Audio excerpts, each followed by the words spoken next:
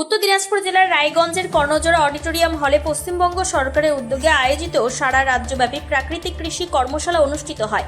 কৃষির উন্নয়ন, পরিবেশ বান্ধব চাষাবাদ এবং রাসায়নিক সারের ব্যবহার কমিয়ে প্রাকৃতিক কৃষিকে জনপ্রিয় করে তোলার লক্ষ্যে এই কর্মশালার আয়োজন করা হয়। অনুষ্ঠানে কৃষি বিপণন, খাদ্য প্রক্রিয়াকরণ, শিল্প, উদ্যান পালন, পঞ্চায়েত ও গ্রামোন্নয়ন, সমবায় এবং প্রাণী সম্পদ উন্নয়ন দপ্তরের আধিকারিকরা উপস্থিত ছিলেন। পাশাপাশি জেলার বিভিন্ন প্রান্ত থেকে আগত কৃষক গোষ্ঠী, প্রাকৃতিক কৃষির সঙ্গে যুক্ত ব্যক্তিবর্গ এবং বিশিষ্টজনেরা এই কর্মশালায় অংশগ্রহণ করেন। অনুষ্ঠানের সূচনায় জাতীয় সঙ্গীত ও বন্দে মাতরম পরিবেশনের মাধ্যমে কর্মসূচির শুভারম্ভ হয়। পরবর্তীতে অতিথিদের উপস্থিতিতে প্রদীপ প্রজ্বলনের মাধ্যমে আনুষ্ঠানিক উদ্বোধন করা হয়। এদিন বিভিন্ন দপ্তরের আধিকারিক ও কৃষি বিশেষজ্ঞরা প্রাকৃতিক কৃষির গুরুত্ব, মাটির উর্বরতা রক্ষা, উৎপাদন ব্যয় হ্রাস এবং স্বাস্থ্যসম্মত খাদ্য উৎপাদনের বিভিন্ন দিক নিয়ে বিস্তারিত আলোচনা করেন। কর্মশালাকে কেন্দ্র করে অডিটোরিয়াম চত্বরে একাধিক প্রদর্শনী স্টলের আয়োজন করা হয়। সেখানে জৈব সারের ব্যবহার, জৈব পদ্ধতিতে উৎপাদিত বিভিন্ন শাকসবজি ও কৃষিপণ্য, প্রাকৃতিক কৃষিতে ব্যবহৃত উপকরণ এবং মৃত্তিকা পরীক্ষা কেন্দ্রের স্টল কৃষকদের বিশেষভাবে আকর্ষণ করে।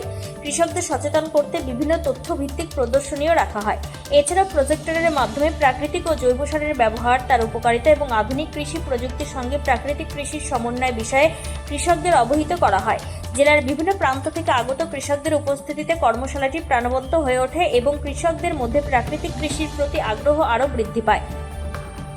আজকের যে কর্মসূচি সেটা সারা রাজ্য জুড়ে আমাদের চলছে। একই সময়ে প্রত্যেক জেলার হেডকোয়ার্টারে এই অনুষ্ঠান হচ্ছে। সেটা হচ্ছে প্রাকৃতিক কৃষি কর্মশালা।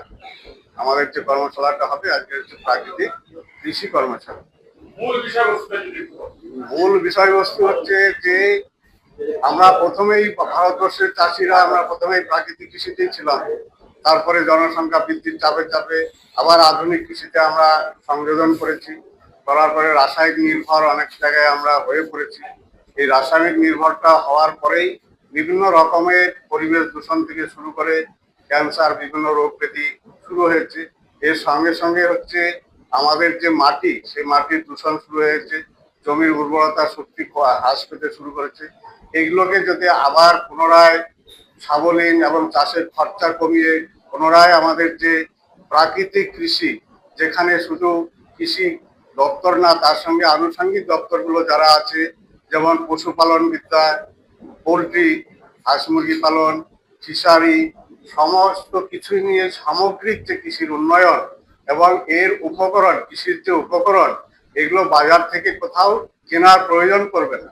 চাষির বাড়িতেই যে উপকরণগুলো আছে, গোবর বা ফসলের আবর্জনা, সেগুলোকে প্রক্রিয়াজাত করে জৈবিক পদ্ধতিতে ফসল মাটি থেকে যে খাদ্যবস্তু গাছ তুলে নিয়েছিল সেটার সিংহভাগ আবার সেই গাছের মাধ্যমে চাষির বাড়িতে যে উপকরণগুলো আছে সেগুলোই ফিরিয়ে দিয়ে মাটির উর্বরতা ক্ষমতা বাড়ানো, ফসলের গুণগত মান ভালো করা এবং ভারতবর্ষের কৃষি পণ্য বিদেশের বাজার যাতে দখল করতে পারে, ভালো দাম পায় এবং সবাই আমরা যারা উপভোক্তা কৃষিজাত দ্রব্য খেয়ে বেঁচে আছি তারা সুস্থ জীবনযাপন পালন করতে পারে এবং কৃষির অর্থনীতির খরচ কমিয়ে চাষিদের লাভ দীর্ঘায়ু করা এবং টেকসই চাষ, যে চাষ বহুদিন চলবে, চট করে নষ্ট হবে না।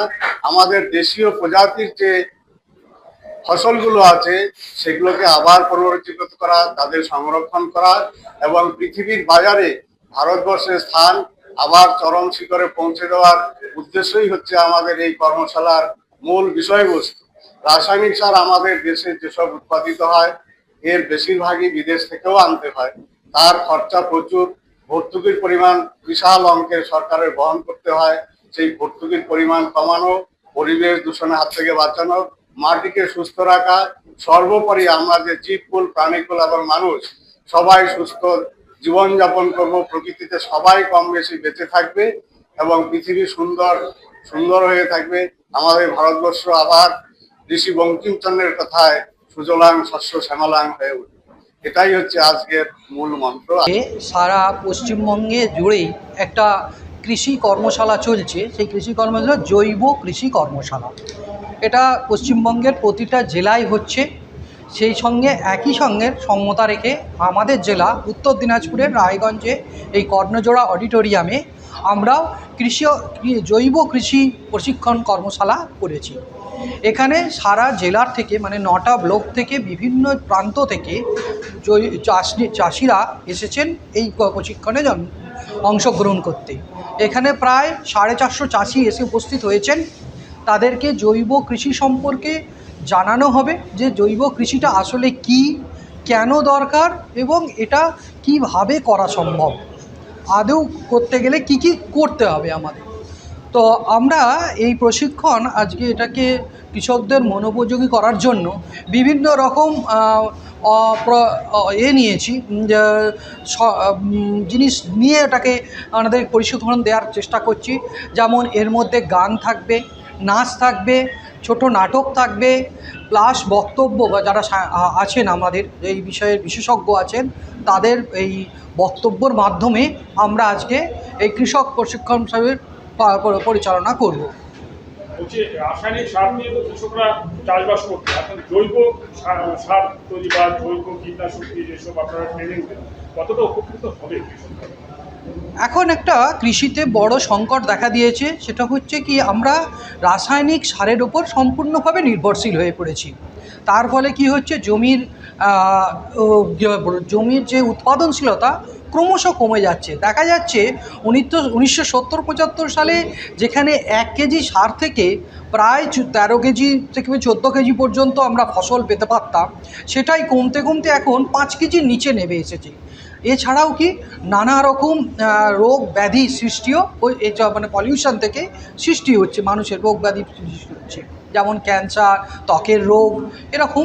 সেইটার থেকে বাঁচার জন্য ভারত সরকার তথা পশ্চিমবঙ্গ সরকারের কৃষি দপ্তর এই জৈব কৃষি এই জিনিসটাকে অ্যাডাপ্ট করতে চাইছেন। এখানে কি হবে, এখানে আমরা সম্পূর্ণ রাসায়নিক সার বর্জিত ভাবে প্রশিক্ষণ এবং প্রাকৃতিক উপায়ে সমস্ত জিনিসটাকেই চাষবাসটা করা হবে। এবং এই প্রাকৃতিকভাবে চাষ করার ফলে যেটা তৈরি হবে সেটা হচ্ছে ফসলগুলো হবে নির্বিষ, তার থেকে কোনো রকম রোগ ছড়ানোর সম্ভাবনা থাকবে না।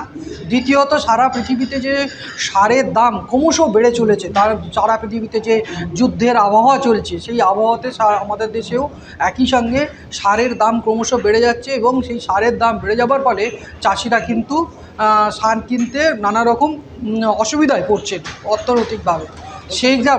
সেইভাবে সেই সবকে মাথা রেখেই এখন ভারত সরকার তথা পশ্চিমবঙ্গের কৃষি দপ্তর চাইছেন যে জৈব কৃষিকে কোনোভাবে প্রমোট করা। রায়গঞ্জ থেকে শ্যামলেশ তরফদারের রিপোর্ট, টাইমস 14 বাংলা।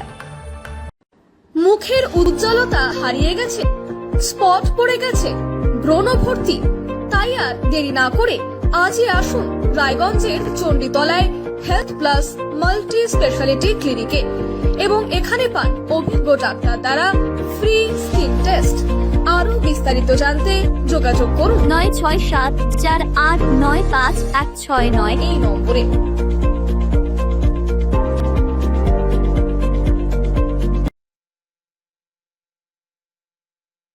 আজ তোমার বিয়ে, সাজলো নতুন সাজে।